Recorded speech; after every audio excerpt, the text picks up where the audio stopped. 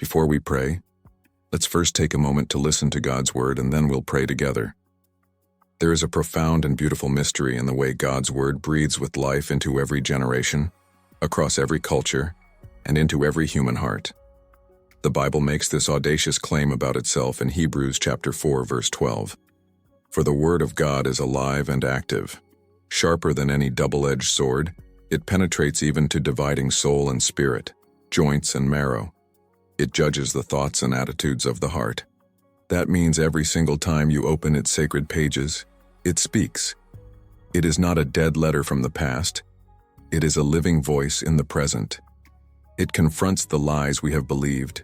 It brings deep comfort to the weary and broken, and it cuts through the fog of our confusion with a truth that never, ever fades.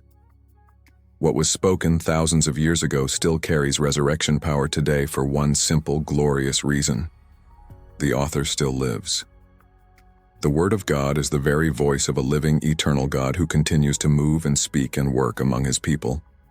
The same voice that called forth light out of primordial darkness in the book of Genesis still calls your name with tender affection today.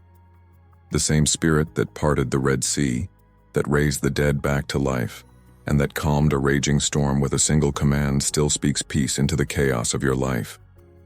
God's word is not bound by time or by culture. It is alive because He is alive. When Moses, standing before the burning bush, asked God for his name, God gave this astonishing and eternal answer in Exodus chapter 3, I am who I am. That name still speaks with power today. It means that God exists in the present tense always. He is not a was or a will be. He is the great eternal I am.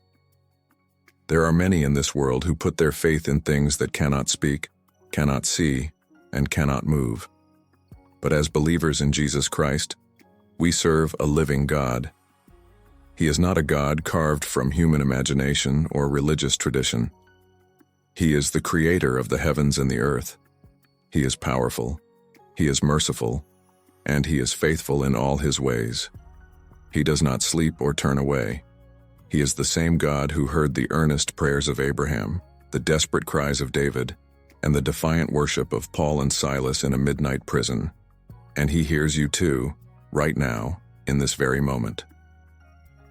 The psalmist declares, "The Lord is gracious and righteous. Our God is full of compassion." And elsewhere, "For the Lord, God is a sun and shield. The Lord bestows favor and honor. No good thing does He withhold from those whose walk is blameless." These verses and countless others remind us that God's fundamental nature is constant. He shines His light into our dark places. He protects His children like a shield. He gives good and perfect gifts to those who trust in Him. So, dear friend, please be encouraged. God is still at work. He is still slaying giants in the lives of His people. He is still parting seas of impossibility. He is still restoring broken hearts and broken homes. He is still providing when our resources run dry. The God of the Bible has not changed. He is still doing miracles today. He is still healing the sick, lifting the weary, and giving strength to the faint. He still forgives, He still redeems, and He still restores.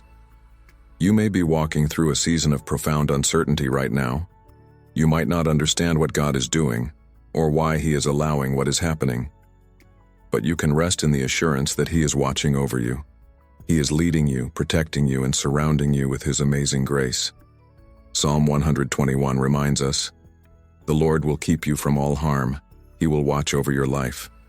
The Lord will watch over your coming and going, both now and forevermore." Nothing in your life escapes His loving care.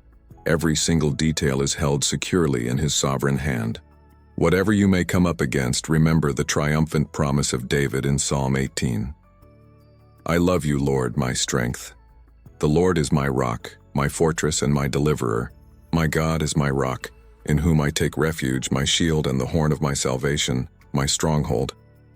This means that when life feels uncertain and the ground beneath you is shaking, you have a solid, unmovable place to stand. You see, true, lasting transformation doesn't come from human wisdom or self-motivation. You can read all the self-help books, attend every seminar, and listen to every motivational speaker. But no one can change the human heart like Jesus can. He doesn't just fix your external situation, he transforms your very soul. The woman who touched the hem of Jesus' garment in Mark chapter 5 had spent 12 long years seeking help from doctors, but only one touch from the living Christ changed everything. One moment in his presence reversed years of suffering. That same resurrection power is still available to you today. When Jesus moves, everything changes. So take courage. No matter what you face, our God is still alive, still mighty, and still in control. As Hebrews 13:8 says, Jesus Christ is the same yesterday and today and forever. He will not fail you. Now let's take a moment to pray together.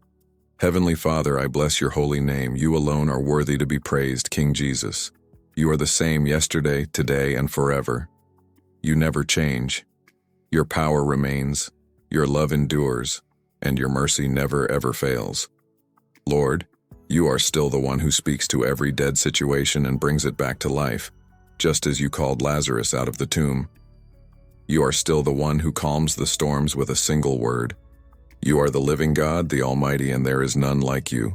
So today, Father, all praise and all glory belong to you. In you, Lord Jesus, I have protection.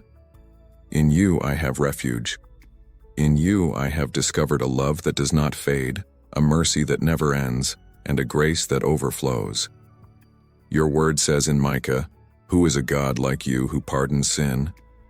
You do not stay angry forever, but delight to show mercy. Lord, you forgive, you restore. You take what is broken and make it whole. You take what is stained and make it clean. You love the world so deeply that you gave your only Son. Thank you for such a love that is not based on my merit, but on your mercy. A love that finds me right where I am and draws me near. Lord, your grace is greater than my weakness, and your mercy reaches further than my failures. You have shown me what true love looks like. It is a love that endures even when I stumble. You loved me before I ever knew you, for as your word declares in Romans 5:8, while we were still sinners, Christ died for us. And because of that, I am grateful beyond words. Thank you, Jesus, for always being present when I have needed you most. You have been my provider when I was in lack, my protector when danger surrounded me, and my peace in the middle of chaos. Whenever I have called upon your name, you have heard me. You have never turned me away. You have lifted me out of dark places and renewed my strength when I was weary. Father, your presence is the safest place I can ever be. So I ask, Lord, that you would cover me with your presence every single day.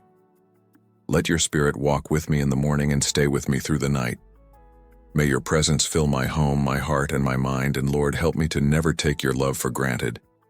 Let me live with a heart that honors you. Create in me a clean heart, O God, and renew a right spirit within me. Purify my motives, renew my faith, and make me steadfast in my obedience. Thank you, Jesus, for loving me with an everlasting love. Your word says in Zephaniah, "The Lord your God is with you, the mighty warrior who saves.